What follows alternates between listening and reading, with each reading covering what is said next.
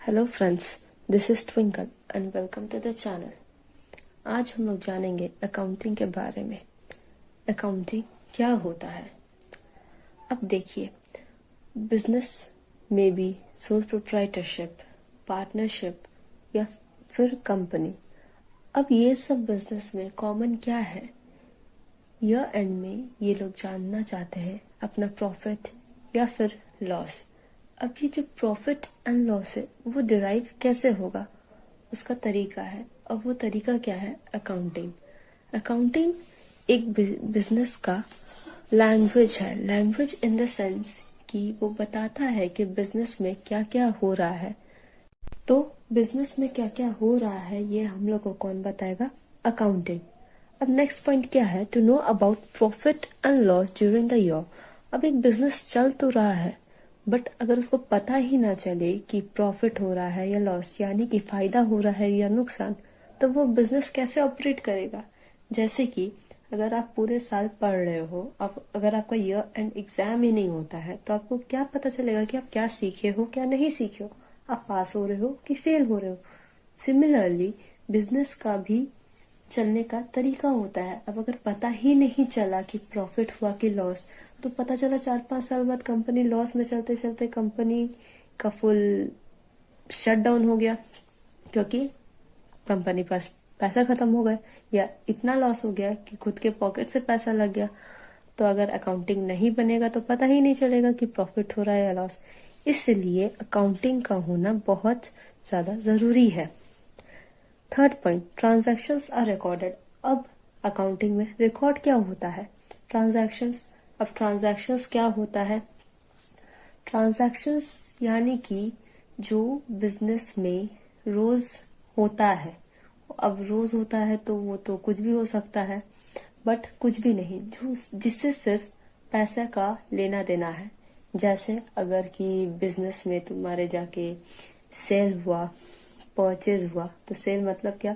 बेचे, हम लोग सामान बेचे, हमारे पास पैसा आएगा, तो ये क्या हो गया? एक ट्रांजैक्शन हो गया। परचेज किए यानी खरीदे, हम लोग के पास से पैसा गया और सामान आया, तो ये क्या हो गया? परचेज।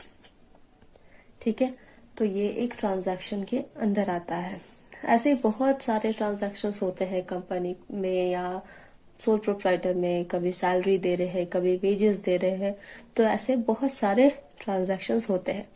अब मैंने ये कहा कि सिर्फ पैसे से जो लेना देना है। अब आप लोग सोचोगे कि बिना पैसे वालों को क्या, जिसमें जिस ट्रांजैक्शंस में पैसों का लेना देना नहीं है? या फिर आप ये भी सोच सकते हो कि ऐसा ही क्यों कि जिसमें पैसों का लेना देना वो ट्रांजैक्शन कहलाएगा या फिर वही रिकॉर्ड होगा।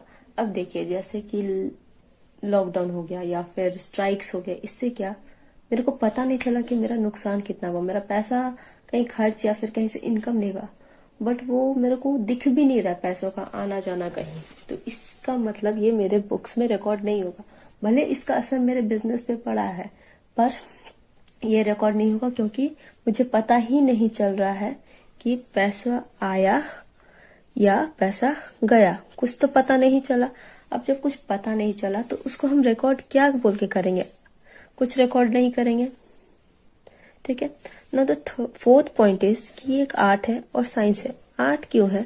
कि आज को कोई भी उठ के आके बोल देगा कि मैंने अकाउंटिंग करना है, I will record the transactions, I will make all the formats. तो ऐसे नहीं होता।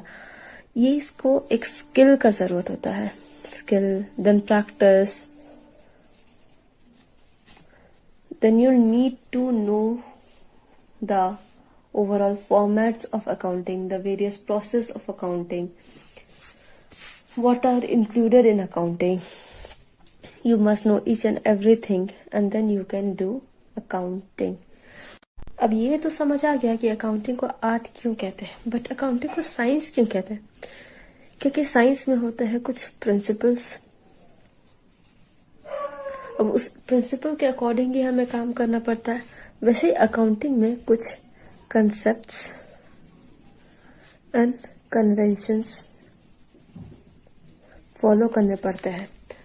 ये जो कंसेप्ट्स एंड कन्वेंशंस है, इसके दायरे में ही रह के हम लोग को अकाउंटिंग करना पड़ता है। ठीक है। हम लोग ये जान लिए कि अकाउंटिंग क्या होता है। अब अकाउंटिंग एक सिस्टम पे बेस्ड है। उस सिस्टम को हम लोग कहते हैं डबल एंट्री सिस्टम। इसका मतलब क्या होता है? डबल एंट्री सिस्टम मतलब ये दो अकाउंट पर असर करेगा। यानी कि अगर मेरा एक अकाउंट में कुछ ऊपर या नीचे हो रहा है तो दूसरे अकाउंट में भी कुछ नीचे ऊपर कुछ ना कुछ होगा ही। जैसे कि अगर हमने एक फर्नीचर खरीदा, ठीक है, फर्नीचर हमने खरीदा तो फर्नीचर आया हमारे पास, तो हमने फर्नीचर कैश से खरीदा, ठीक है। जब फर्नीचर आया तो उसके साथ क्या हुआ, हमारा कैश गया, यानी दो अकाउंट पे असर पड़ा। तो ये होता है डबल एंट्री सिस्टम का मतलब। मेरा जब भी कोई ट्रांजैक्शन होगा तब ही मेरा दो अकाउंट पर असर पड़ेगा। ऐसा कोई ट्रांजैक्शन नहीं है जो सिर्फ एक अकाउंट पर असर डाले।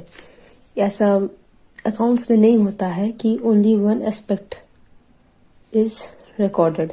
हमेशा दो एस्पेक्ट रहता है किसी भी ट्रांजैक्शन का। अब ये जो डबल एंट्री सिस्टम है ये हम लोग का किस पे बेस्ड है? डुअल एस्पेक्ट कंसेप्ट में। हमने थोड़ी देर पहले पढ़ा था कि कुछ कंसेप्ट्स एंड कन्वेंशंस रहते हैं अकाउंटिंग के, तो उसमें से एक कंसेप्ट है dual aspect concept. Dual aspect concept मतलब होता है asset equals to capital plus liability. इसका मतलब कि जितना हमारे पास एसेट है उतना ही कैपिटल और लायबिलिटी को मिला के होना चाहिए। एसेट मतलब कि जो हमारे पास पूंजी है उतना होना चाहिए कि हम लोग अपना कैपिटल और लायबिलिटी को पे ऑफ कर सके, ठीक है। अब क्या होता है, डुअल एस्पेक्ट कंसेप्ट में आता है कि हमारा जो टू एस्पेक्ट वाला कंसेप्ट है, यानी कि जो हम लोग का दो अकाउंट रिकॉर्ड हो रहा था वो किस बेसिस पे होता है। एक अकाउंट अगर डेबिट होगा दूसरा अकाउंट क्रेडिट होगा, यानी कि if one account is debited another account is credited and vice versa. To be debited, which accounts are to be credited, what are the rules of debiting and crediting various accounts? This we will know in the next class. Thank you.